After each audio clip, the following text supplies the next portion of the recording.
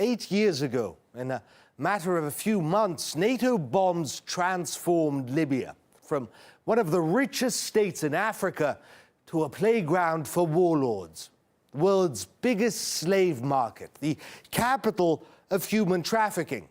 Having messed things up beyond repair and all recognition, the intervention team withdrew. 8 years later, it's round two. Turkey recently upset almost everyone in the Mediterranean when it carved out a good portion of the sea between itself and Libya. A huge area rich in oil and gas. And by Libya, I mean the UN-backed Government of National Accord, one of the governments fighting for control of the country. In return for the GNA's signature, Turkey promised them support, meaning guns, lots of guns. Turkey will not turn from the agreement it has reached with Libya. We are well aware of the intensification of efforts to overthrow the legitimate Libyan government. If necessary, we will increase the military size of our support and take advantage of all kinds of opportunities on land, sea and air. General Haftar effectively leads the other government through his Libyan National Army. He now controls most of the country, most of the oil, and he's winning. Turkey is threatening to deploy soldiers to stop him. It accuses Egypt, the UAE and Russia of supporting him. 8 years ago, Russia and China stood against intervention, saying it would lead to chaos, for which they were ridiculed. It turns out they were right, though no one likes to be reminded. The Russian strategy in Libya is extremely responsible. It has no geopolitical dimension and puts Libyan interests at the forefront. We are not on any side of the conflict. On paper, France supports the GNA. It is, after all, the UN-recognized government. They've said flowery things, called for peace, hosted fruitless summits that led nowhere. So it was strange when the GNA came out and accused France of supporting a warlord.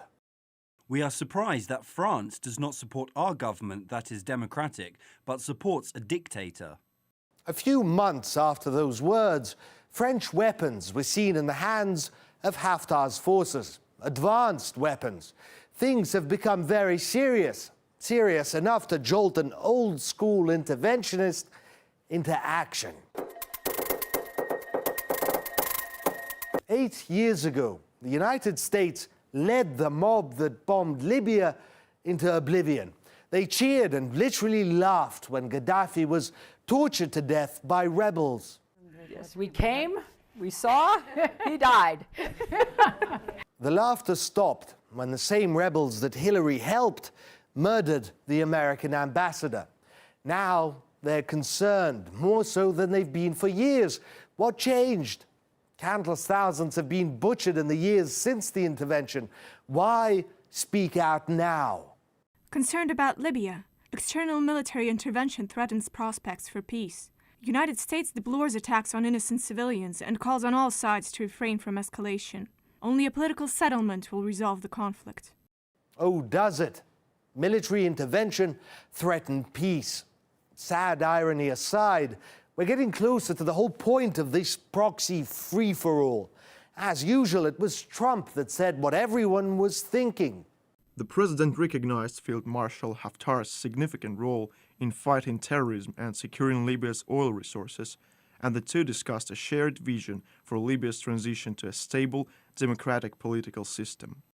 Oil, oil, oil. Is it a coincidence that French weapons turn up in the hands of Haftar's troops, and then suddenly France's Total energy giant wins a huge stake in an oil field controlled by Haftar?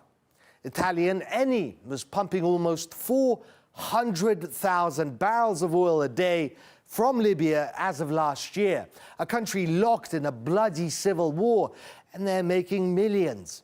American ConocoPhillips owns 16% of an oil field controlled by Haftar. While Libyans are slogging it out in a bloody stalemate, no one cares. But suddenly, when the balance of power appears to shift, when one side appears to be winning, and when things could change and the oil pumps could stop, suddenly they're concerned again. The only question is about what? Lives or barrels?